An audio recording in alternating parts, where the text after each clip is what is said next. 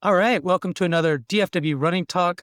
I'm Chris Stetzel, and today we have a super special guest, Kerry Little. Kerry, how are you? I am great. How are you? I'm ready. I'm good. I've seen you several times in Luke's Locker. You actually work for Luke's Locker, isn't that right? I have been working. This is my 17th year. It's It's my crazy. retired job, Yeah. Oh, what'd you do? believe it or not. Retire and then you went to Luke's? Yeah. Isn't that crazy? I worked for the city of No way. Richardson. My degree is in parks and recreation. So Well, that's my love, is teaching people how to use their leisure time to the best of their advantage and to complement their life, their work life, their spiritual life, their marriage, and hmm, then their leisure time. I was a runner. I grew up as a swimmer, and then I started running when I moved down to Texas. I'm from Illinois. And then I started coaching for Luke's back in 1990. And then finally retired from the city after 31 years. I'm aging myself now. it's And amazing. I then the love that. next day I worked at the store. And then I figured out, oh my gosh, I work weekends and holidays. Uh-oh, whoopsie. What was I I thought you thinking? were retired. What's going on? You must love it so much. So let's back up because you mentioned that you started getting to running. So congratulations on being retired and then working 17 years for a running store. So when you were running, like before you moved to Dallas, and how'd you get into it? No, see, I'm old. Me too. I was a swimmer and then Oh, that's went right. to college. And when I was right at the beginning of chapter 9. So it was before women were really Hmm. supported in athletics. It was gym class. So nobody really ran when I was growing up. And then I went to college, I just swam. And I remember my boyfriend at the time was a runner. We'd run around the gym. And I'm like, this is really nuts. Why would you just run around in a circle inside? I don't get it. But then I did my internship for the city of Richardson down here. I moved down to Texas and I met a couple of friends that were, hey, let's go run. It's really fun. You're outside, you meet people. And this is back in the early 80s. And so I just started running. And that's when started getting really big here. And there were all kinds of little races and there was not many women running, so all of a sudden I was winning races, and it was like, "Oh my Oh, wow. gosh, this is fun." And It's always then fun when you win. you what? I said it's always fun when you win. Yeah, it's great. I started getting recognition, and I was always an endurance athlete. Yeah, at that time, there was mostly 10Ks, 15Ks, Mhm. half marathons, that, and so I just fell into that and found my niche, got better and better. I've done Boston, I've done yeah, So, so Carrie, all kinds of let's races. back up a little bit because I think you sounds like you've done a lot of different things. When you started running, you started winning some 5Ks, 10Ks, things like that. Was your next step a half marathon or what got you interested in kind of the longer distances? That's what I loved. I just liked to run. Hmm. And to me, it was so funny. My coach was Terry Jessup, was a well-known coach in this area. And he used to laugh at me. He said, if we did a biopsy of your muscles, you would do a blip and then 24 hours, it would be another blip. So I was all slow Hmm. twitch. So I would run a 6 minute pace for a 5K, for a 10K, for a 15K. But I couldn't go. I didn't have that power, that sprint. So I didn't like the shorter distances. I would be much better running longer and longer distances. I got rewarded for that. It was fun. And then I started doing triathlons because my background was swimming. Then ignorance is bliss. I just did Ironman. Yeah. Why not? We were That was back in the early 80s, and yeah, okay, let's go to Hawaii. All right, why not? And so I qualified to do that and The did whole that for a the full while. Ironman, the full thing, Yeah, the whole thing. Kona, Did you yeah, do any like marathons or anything before the Ironman? Oh, yeah, yeah. I started out doing marathons, Okay. and then, yeah, then we did Ironman. Why not? It was there. Well, I was a swimmer. That's not hard. Well, So then I would just bike, and then it overtook my life a little bit, but it was as it fun. It was a does. fun time. Did It you? was What was your first marathon? My Do you first remember? marathon was Dallas. Okay. It was the Dallas Marathon. Wow. Tell me about it. What was it? It was great. That was in 82, I think. I don't know. Okay. I ran a 3:15, but I Dang. was not anywhere near the front because it was, I don't know if it was the women's championship or something. It was a big race for a lot of pros to come here. So I ran 3:15, big deal. There's a lot of people ahead of me. I didn't really realize how good that was at the That's time. like ridiculously impressive for Yeah. a first marathon, Yeah. It was fun. especially back then. So I was just, I mean, okay, let's wow. go run. So I would run with a bunch of guys and yeah, they didn't keep up with me during the race. But yeah. And so then I did a couple more and I was fortunate enough. I always was qualifying for Boston back then. I only went once and then I started doing Ironmans. Okay. I kind Now, of took my left-hand turn there. we'll talk about the Ironmans in a minute because I'm intrigued. I think that's pretty amazing. When you went to Boston, do you remember like your best? Yeah. Tell me about that. Like were you Boston excited was about great. it? Did you Oh know yeah. that it was We a had a big little thing or core what? group. We had a Okay. core group from Dallas that went there. And I did a 3:07, I think. It was just overwhelming. It was just so cool because Boston is Boston Yeah. and you have to qualify for it. So I was always intrigued by races that you had to qualify. You just couldn't get in. Yeah. So it was the pinnacle. It was really amazing, but it was a very hard race to kill you in running. Yeah. Especially a I marathon. was amazed how beat up. I was much more beat up after any marathon than Ironmans because that's all you do is you just slam it on the run. Yeah. For triathlons, you're switching from sport to sport so you can relax some of the other muscles that you've beaten up prior to that. But anyway, No, but I Boston mean, was you're great. still doing It was what? great. I think that as I think about you running a 3:07 right now, I want to put it in perspective for me. I remember back in 2013, 14, 15, 16, 17, I didn't see a lot of, I didn't feel like in Dallas anyways, there was a lot of people running under 3 hours. I'm not saying there wasn't any. There was some. There was, You're right. I'm sure, plenty, but it didn't feel like it was that many. It was like, I thought, wow, you're running, I'd see people running 3:01s, 3:05s, and 3:07 and thought, dang, that's really fast. It is still fast. It's not that it's not. Something has changed because I feel like everybody, I say everybody, a lot of people are hitting that under 3 hours and even 250s and 240s here in Dallas. And I I kind think of it's wonder. the equipment's changed, Yeah, knowledge of what to eat, when to eat, all that. We didn't have goo exactly. before cars. Yeah, No, that's I right. mean, we didn't have any of that. And we didn't have a training program. We didn't really know how to train. We would just Exactly. draw out the miles. And fortunately, we had a master's swim group. So that was nailed Yeah. down. We had coaches. And it was funny. Jim Montgomery was the head coach then, and he would just laugh at us triathletes. He would just swim for an hour. It's just, you guys are Mhm. nuts. But yeah, Well, endurance was and always my thing. sorry, the biggest point though is you're running like 3:07s, and I don't even know your best yet, but you were in the 80s. Like you didn't have Yeah. the shoes. There was a strong group back then. You Yeah. really think back, there's some really fast women runners too. I wasn't by any means solo out there. But man, my best was I just broke 3 hours in Duluth in Grandma's. 2:59, but I'll take it. When did And you do then that? that was in 88, I think. Okay. 88, Wow. 89. Well, Yeah. that's amazing. So that was that. So that was your first and only, huh? Yeah, for breaking three. Yeah. I just Yeah. could never. And it's funny because I look back at it now because I wanted to qualify for the trials. And that at that time, the qualified time was 2:50.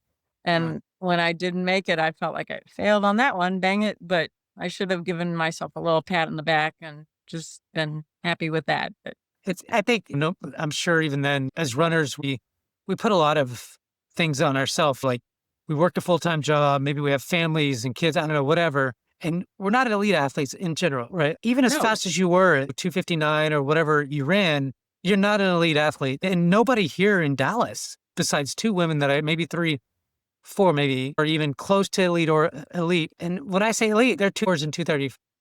They're not 2:20s or 2:25s either. The men are at best 2:28 at the moment. And we put a lot of pressure on ourselves. And I think that's fine. And that probably keeps us fit, focused, and we love it. At the same time, like, it's okay. you know what? This customer today, we were talking about, because he was older too. He was the same age I was. And he said, you know what, Kerry, manage your expectations. And I went, oh my God, of course, manage expectations. Don't get bummed out about it. Just Yeah. accept with grace what you can do, not what you can't do. Yeah. And I mean, it's very linear. You're always changing. You always will grow and fall back and grow some more. yeah. And I think that for me, like I'm 50 and I hit a PR in half marathon this year. I was downhill, had a little All help, right. but it was awesome. I'm celebrating them. That's my PR. Who cares? You got it. Nobody So, can take that away from you. and nobody could take that away. And look, there's always going to be somebody faster. But Exactly. what you accomplished, and I know that there was a lot of really good runners in the 80s, especially in DFW. I've heard about them from others and things like that. And so it's where the boom started, right? Like I talked to, what's that dude's name in Salina now? He runs with Plano. But anyways, the boom started back then. He was over at TI and they had a team that they would do racing and stuff like that. So running Did was Tom big in the Marino? 80s. No, I see his face. What can I think of it? I don't feel bad. How Jim old is he? Dietz. Jim Dietz, 65. Yeah. He's 6. So he was telling me all about it. I had him on the podcast. So I want to go into after your marathons, you said you started doing all of the Ironmans and stuff like that. How'd you get into that? What was the Right. My ex was injured at the time. So he started doing triathlons. And I thought, what the heck? I can do this too. I might as well join him. Were you faster than he was in running? Were you I'm faster sorry? than he was? Were you Oh, faster God. than he was? No, he Oh, was okay. running 30s. Yeah. Oh, Yeah. well, jeez. Yeah. So then we just fell in with a group that did a bunch of triathlons. So that's what we morphed into. But running is it's the pure sport. I don't have to worry about getting a flat or getting in the pool or is it raining or lightning or I just go cold. out and run. So that's what I've fallen back on forever. Which Ironmans did you do? Like how many have you done? Kona. Okay. Or Only Conan? Or you did? Oh, I thought you had to 4. qualify for that. Okay. Yep. But at that time, we only had to there were certain races and the most was just a half. Got it. So Did you have to place? Did you place? yeah, to either Okay. win your age group or raw. I won overall one race, but then I Great. just won my age groups in the other one. And how'd it go? Ironman, it was great. I loved Hawaii. I never wanted to do any other Ironman anywhere else. You're just really tired and you're just slamming it out on the bike. The bike was always my weak sport. And I would just look over and see the ocean and go, you know what? In a couple hours, I'm going to be on vacation. So this isn't so bad. Just I love put that. your mind to the next mile. Yeah, there's nothing like Hawaii. It's the pinnacle. How did you think about nutrition and all of that kind of stuff during Well, stuff? see, like I said, back then, especially in Kona, they had peanut butter and jelly sandwiches and defizz Coke. They didn't have goo. Yeah. They have Gatorade, of course, but you just had to figure out grandma's cookies. I loved grandma's cookies. Well, cookie, I mean, on it's the all bike. sugar on purpose. Sugar, that's all you need. It's a goo, Yep. basically. That's right. I remember people experimenting with raw potatoes on the bike. Just weird stuff. Because we didn't have goo. Raw potatoes. We didn't have any. Yeah. I can eat mashed potatoes, but trying to chew on a raw potato would be I rough. guess it was easier to carry. I don't know. Yeah. If we tried anything. So you just kind of, would they have like little aid stations there or something? Or Oh, yeah. It's the same. You have an aid Okay. station every 5 miles on the bike and every mile on the ride. Okay. And they would have it set up I'm sure, just as they do now. You have water and Gatorade. And then you had peanut butter and jelly sandwiches. And I can't remember what else they would have. Defizz Coke, stuff like that. Yeah. And you knew what to pick up when. And of course, you could have your own stack there, your own prepared food, but you could have it placed. But those are for the elites, not for us common people. Exactly. Did you start, I didn't ask, did you start running like at 20s or 30s? What was Yeah, good? when I moved down here, I wasn't a runner until I moved down here. So when I was in my early 20s, yeah. Okay. But just not in college. Did you swim in high school and college or anything like that? Yeah. Or- Yeah, Okay. I swam. I didn't swim again, there wasn't any women's swim Oh, team. that's We right. were like Yeah. AAU at that time. But I came from a very competitive community in Illinois. And so I was always the bridesmaid. I was never anybody special. I was always chasing it. There was always somebody faster than me, which probably made me go faster, but You know, I wasn't bored. I feel like you have a lot of ability. I think it's crazy that there's other women running under 3 sevens and under 3 hours and things like that, especially I didn't know any better. Yep. I just ran. And I ran with a fast bunch. So they kept me going. So you did the Ironman and loved it. What was after that? And how old were you or what was the age when you did that one? I finished up when I late 20s, early 30s. Okay. And then I had kids and my Yeah. body just went, you know what? We've been there, done that. Let's just concentrate on raising the children and working. And so I gave up competition. It Okay. just wasn't fun for me anymore. And like you said, that wasn't my job. Yeah. And that kind of got me burned out with training so much all the time. It was just, I'm not getting paid for this. I went pro for a couple months and I thought, no way, I'm not That's way doing hard. this because when you go pro, you're all alone out there. You're not with a big crowd of people. And I wasn't ever going to achieve that level. So I wanted it to be fun. I didn't want it to be a job. Yeah. Anyway, so yeah, I had kids and then my body just eh, gave up on me a little bit. How many So kids I do you had have? I have 2 boys. They're 30s now. So Yeah. they're all That's grown. awesome. Do they do any Yeah. running or anything? They're both athletic. Running is not their passion. They play basketball and golf and they just dip into being athletic. Yeah. I just tell people, like, if you don't go run, it's fine. Just go do something. Be active. Well, move. Exactly. Yeah. That's what Exactly. it's. People come in the store all the time and you could just see, I'm not a runner. That's one of the first things they state. I'm not a runner. Okay. Do you say, It's yeah, okay. that's fine. Great. Welcome in. Yeah. Welcome in. We got some shoes just for you. So you quit running because you had kids. Did you ever get back into it or what was that like? So then I wanted to be involved in the running community. And that's when I started coaching for Luke's. And then I just fell into that. Either I was running with them in the training program as a coach, or I eventually, Duncan and I would run the training program for all the stores. And so we would write the schedules or write the synopsis of what we were doing that day and or that week and why and all the terms and all that, all the disciplines for each one of their paces. So that took a lot of time, but I was still involved, but I was no longer running with them. I was just doing my own thing and then helping them. But I wasn't competing anymore. I would do turkey trot and Yeah. have stuff like that, but just for fun. You're not looking to do PRs or anything like that. No, I'm not chasing that dream anymore. Yeah. Manage my Well, patient. there could always be PRs for your age. That's how Yeah. I'm starting to see it. So I just PR for 50. I'm trying to hit my age group if possible. You know what I mean? Look, I don't think I I'm going to know, be I like a know. 30-year-old or whatever anymore. And so even though I want to try, I'm going to be some 30-year-olds. Exactly. Just always I'm My head running is going, there. what am I doing? Yeah. It's funny because there's these Latinos, Paco and Jose and JR and these guys that run in Dallas. And Jose's not my age, but like Paco and JR and some other guys. And we'll go to the Plano Pacers and do their little races that they do. Mhm. And, since they're my age, I'm always getting third or fourth place in my age group. And I'm like, guys, just don't show up. It's not really cool. So I'm like, every time I see them, I'm like, the love. dang it.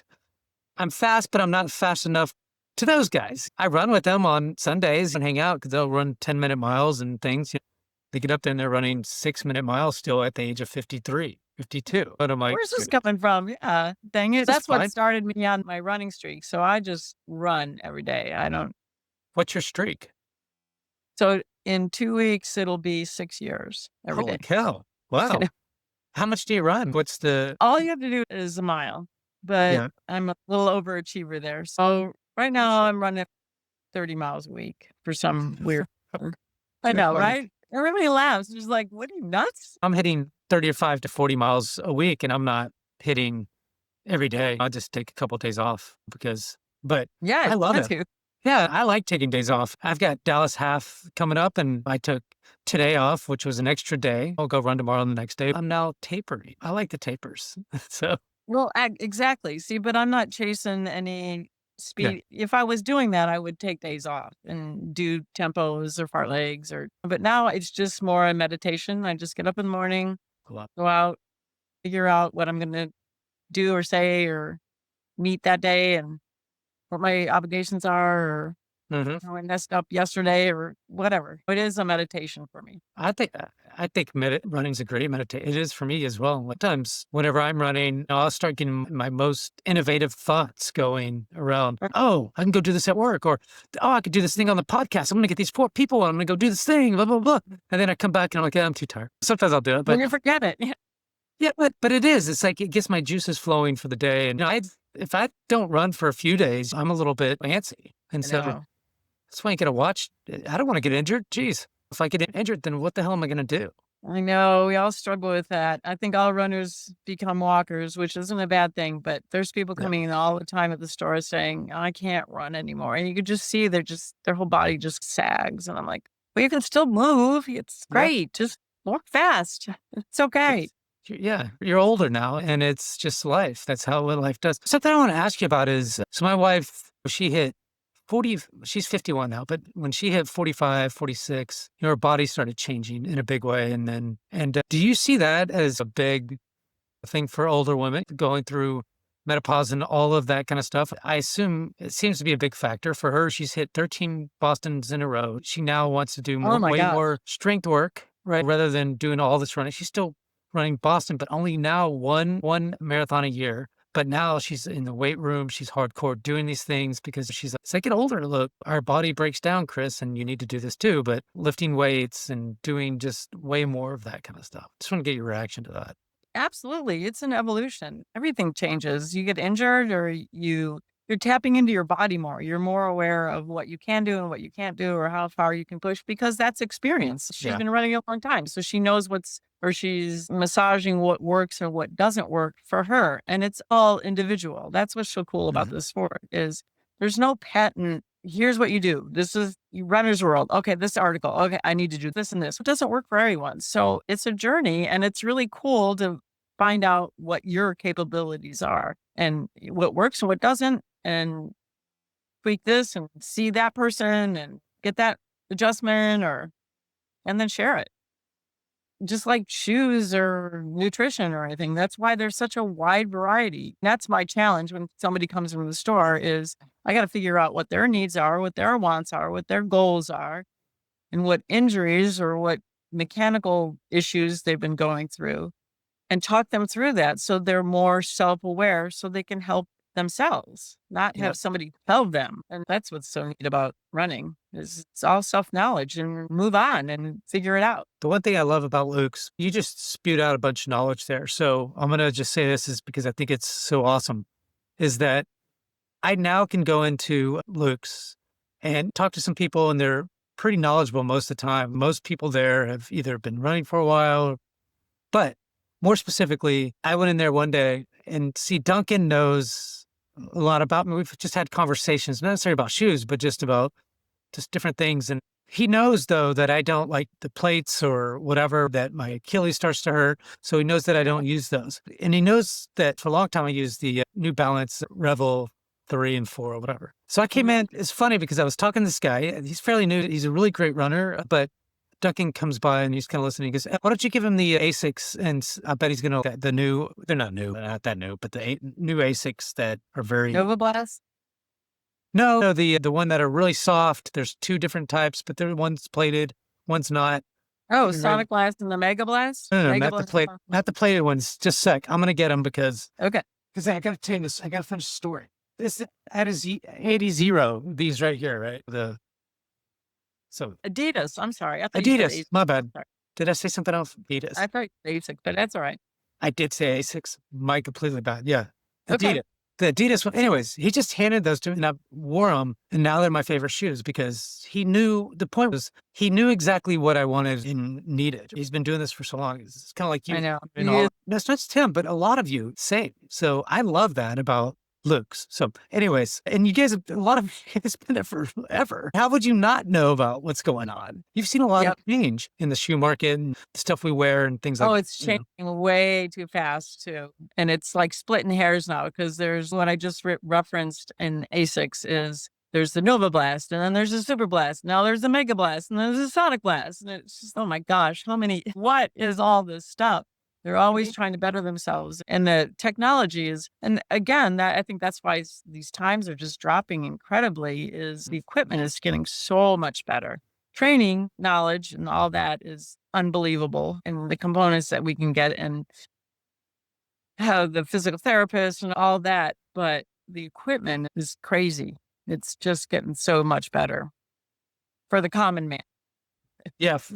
I think forever. As long as you don't get hurt and overuse it. Because some of those plates are we went from barefoot, what was that? Was what, 10 years ago or so? And then all of a sudden, boom, now we're in these super cushy plush shoes. And it takes a while to cycle through them, but you'll see what injuries will start cropping up. Yeah. And then that's how we all can gain knowledge. Okay, if you have a bad Achilles, then you probably shouldn't be going in this shoe, or That's right. forget what the TV says that, oh, we need a carbon plated shoe and to go fast. Okay, you're the machine, not if this is a piece of equipment.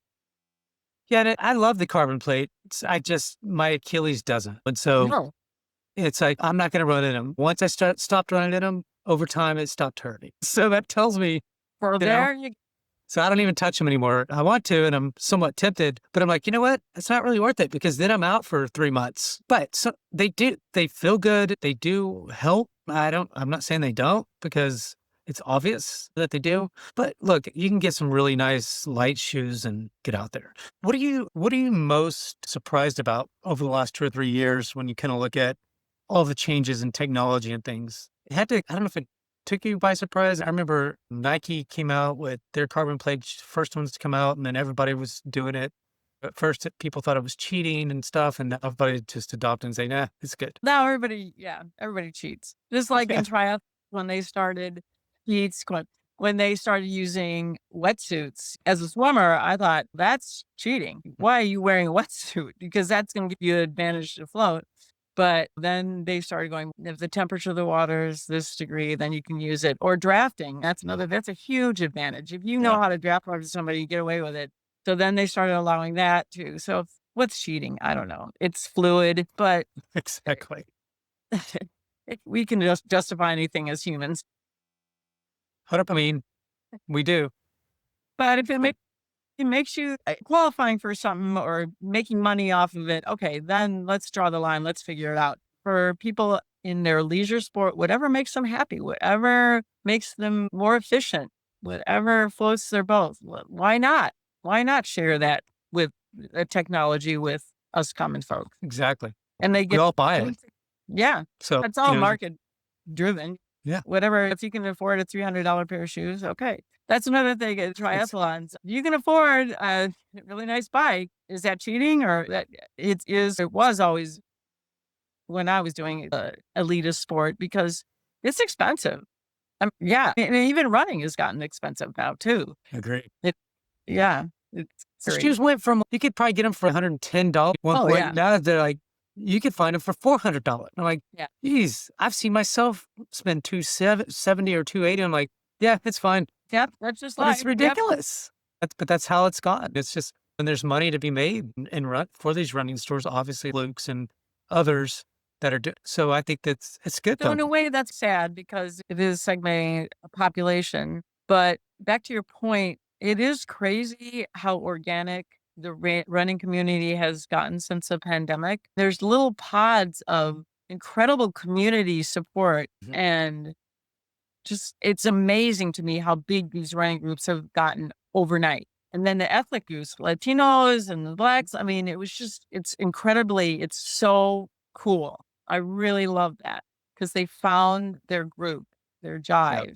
and they're getting fit in it. They're getting outside, they're getting away from computers, they're meeting people face to face. It's just really cool. I love that. Yeah, I talked to Theo from Run It Up and somebody else from Run It Up. And so he started this black and brown community almost a year ago. And it's ridiculous how many people are showing up. I talk about this on the podcast sometimes is literally 200 or 300 people are showing up. And then when you look at their Instagram, they're like on the weekdays, they'll only do 2 or 3 miles, but they're active. They're getting out there running. And then on Saturdays, they might do 3 or 4 miles. But then some Right. people are doing the halves and fulls and things like that. They're bringing them along. And I think it's really great that because before that, there wasn't really much No, black and brown people running. You see some, but not as a community. What I said is when you think about it, like DRC and all these other running groups, there's full of people that run, but you would maybe see one or two black or brown person Oh, in there exactly. because The it's fitness like, program. so it's like he found a niche and I love it too. I was like, I have to have you on. And you came on and it was so interesting and intriguing. And they're doing way more than just the running stuff. They're bringing in doctors and cardiologists and all these things that is pretty cool. Yeah, and they're doing charity work, and Yeah. it's really cool. And you never know who you're gonna meet and connect with, and there you go. I mean, it's You the get new. to see a lot of people. Maybe you don't see people in their groups, I guess. You just see people individually that come in to get shoes and stuff. So that's interesting, isn't it? Like, no matter what, you're seeing just that one person or two that come in just to get that. Nobody goes in there as a group to buy shoes. Or do they? Oh, yeah, we had a Run 214 Yeah. deals group. They just were at Right the up. store last week. We'll have groups come in and do little clinics with them or open the store early and have fittings for them. Oh, yeah, for sure. We support DRC. We Yeah. support Pegasus. Yeah. So Yeah. You guys support all of them. I know there's some discounts too sometimes, depending on if you're part of the group. So I always use it. good. Yeah. After the pandemic, we just decided to forgo the training program that we had because we used to have our training programs and just support the community because that's what Luke's does. So why fight it? Just let's support them and let us work at the store because those Saturday mornings were long and we had to work after that. As far as community, you can't beat Brooks. I mean, they've started a bunch of races. They've supported Turkey Trot, Katy Trail, used to do the Arboretum Run, and in Fort Worth, they're a big component in Cowtown. The family has supported. Actually, Don was one of the instigators or the founding fathers of the Katy Trail way back when it was being formed. Wow. He was one of the initiators of that.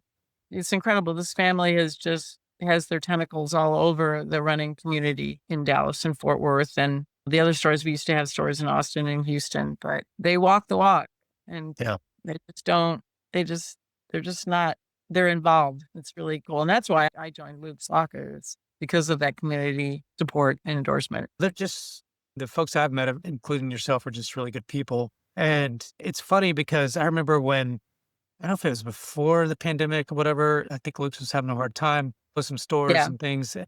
I thought, man, that stinks. Luke's is going out of business probably or whatever. But I don't know if it's 4 or 5 years ago, however long, it was not all that long ago that all of a sudden it's come back. Like now I go into the Luke's off Mockingbird. I think it's the one you work at. I mean, there's only like 2 or 3 now, right? It's only Fort Worth and us. We're Oh, there's 2. Yeah. the mothership. Yep. Yeah. So now when you go in there though, like I remember you wouldn't see much stuff there. Now it's like full of stuff. You can't even get it's really great. Every time I go there too, like there's tons of people there, and I think that's a good problem. Oh, yeah. I I don't It's not just your regular running store because it's not just a running store. Yeah. You got that vibe when you walk in. I've never been in another store like ours, even any retail store. We're there to help you. We're there to chit chat. People hang out, carry a wide variety of products. And for the first time, people walk in and go, oh my gosh, this place is big. You got a lot of stuff Yeah. here. And You have a great selection. To me, it's yeah. And the unbeatable. vendors all support us. We're one of the few specialty stores that really, and that happened because of Don and Sharon way back when they formed a relationship with Tiger Sports and Blue Ribbon Sports, which is Nike and Asics. And from there, it's just grown and people come to us. Lululemon started with us. Now we have more Viore than I think the Viore store. We have a lot of specialty or boutique-ish type apparel. We carry shoes that nobody else does because these vendors recognize our knowledge and our impact on the community and come to us. What's the extra? To me, it's the extra. So I love all of that. And I think that's very important for the vibe and for the running community, but also the knowledge that you guys have. The expertise, I think, is one of the most important things you can do because you can try on a shoe at any time and know nothing about it. Well, I can go to, I don't know, some off the wall store or some whatever and not get help at all. Just, oh, do you want to try the shoe? Yeah. Okay, good. And that's it. Yeah. If I tell you that I'm having problems with my Achilles and this thing is happening and whatever, and you're going to ask me more smart questions. And then you're going to say, you need to try this. This shoe probably could really help. Why don't you try it out real quick? And so I guess, like I told Duncan, it's all about the expertise. Certainly all the other stuff you mentioned is key, but the expertise to me is pretty important. I think what's really cool is Matt and the Lucases realize it's more about listening to the Yeah. customer, and then the conversation begins instead of you coming in. Like, people will start the conversation, will you tell me what the best shoe is for me? No, let me figure out what Yeah. you are like. Let Exactly. me figure out what's been going on in your path or where you're going. So that's the key, is listening to the customer and drawing out those questions and figuring out what the right fit is, instead of telling them this is a shoe you need. Don't go anywhere else. Because again, you evolve, you change, you have injuries, you grow, you age, all that. So it's a long-term relationship that we like to try to develop and listen. And look, I think shoes change too. Like one day, Oh, yeah. one day the Revel 3s and 4s are awesome. And then the 5s are just, they're fine, but they're changed. And I'm like, what happened here? Oh, I went to Exactly. Adidas. I still do the Revels, but the point is like, that's why you have to ask those questions because, And it's you know, not an exact science. We allow you to try them. And if yeah, they don't work, bring them back. Let's try it again. yeah, that's happened to me once. I was like, I just can't run in these shoes, these particular types of shoes. I got to send them back. I don't want to spend $200 on a pair of shoes and I can't run in them. Yeah. I appreciate that about you guys. Is there anything about you that we missed during kind of this conversation? I'm sure we missed a ton that you wished, hey, I wish we would have talked about this thing. Think I do want to just stress about my running streak. Anybody can do it. And it's not that it's every day, but I just want people to get outside and breathe and move. You just feel so much better. When somebody comes in the store and go, oh, it's cold or it's raining, your skin is waterproof. Just get out there and give yourself 5 minutes. Just get out the door and move. And after 5 minutes, I doubt very seriously you turn around and go back inside. That's You'll right. just go, all right, 30 minutes. I'm just here. Let's go. And you feel so much better. You feel, if you move, and you don't have to go outside, walk in the mall. I want people to move. It's being sedentary is the fastest way to the grave. I tell you, we 100%. just have to keep moving. And everybody is active now. Everybody is wearing leisure shoes. So walking and running shoes have become very common. Yep. We have a ton of them, and we'll navigate what this means or what you need. But that's where the store comes in. I love having those conversations, but I don't have to sell you a pair of shoes. If you walk away with nothing, it's okay. But I just want to have people realize how important that time of being by yourself or being with somebody else and movement. Conversations can happen. There's a lot of studies like that. When you're driving in a car, if you're not facing each other, then conversations start to flow. That's running and walking Yeah, too. that's right. You reveal yourself so much better with your running partners than probably your spouse sometimes, many times. But just breathe and move. And I can't be in a gym. I don't Yeah. like that. That's not my vibe. But even going out to the gym, there's a community in the gym, and I go to the Ys and people recognize me, and you have your own little community there. Just get out and move. You just feel so much better. I agree. I think, like I mentioned before, there's 40, 50, 60 running groups out there, and a lot of those have walking groups with them as well. Oh, yeah. So go out in the community and start No just matter what show up, age, you you know, can be, yeah. go to your local Luke's and ask about a running group. Is there a running group that you can think of? And I'm sure that you can name one or two of them. Oh, there's Pegasus. Oh, there's DRC or whatever. You know what I mean? To me, there's no excuse to not get out there. And I love that you're doing that streak.